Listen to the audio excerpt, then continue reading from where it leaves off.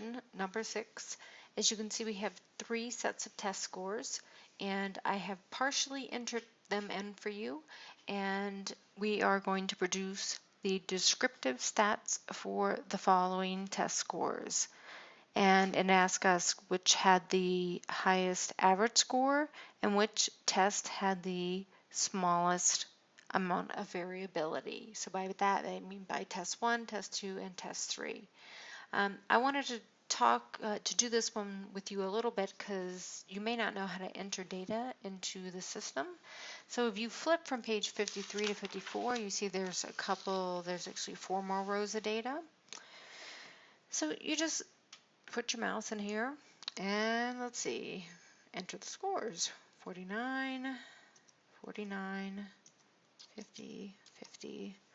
Come back over here. 49, 52, 48, and 55. One more row.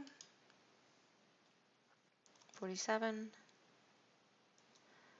45, 46, and 53. So our data set is actually ready to go. Not going to be too difficult to find this out because they only want a couple of answers. So we're going to go back to our buddy analysis, and we're going to go to descriptives, frequencies, put all of the variables in, get rid of that frequency table, stats. What do we want to know?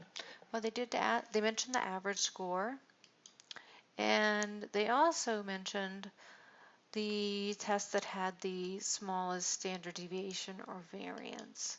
So we're going to go with just those 3 because we have very specific questions to answer, and continue, and then OK. So test 2 and 3, they each had 10 respondents. The mean we can see, so who had the lowest overall test scores would be test 1. Standard deviation would also be test 1.